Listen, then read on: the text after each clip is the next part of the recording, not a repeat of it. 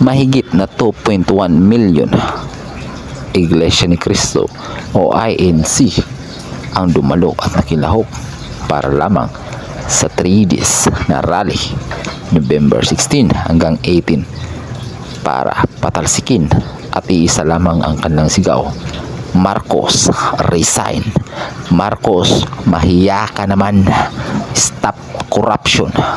Yun lamang para sa ating mga kababayan, para maging payapa ang kanilang saloobin at ang kanilang isipan.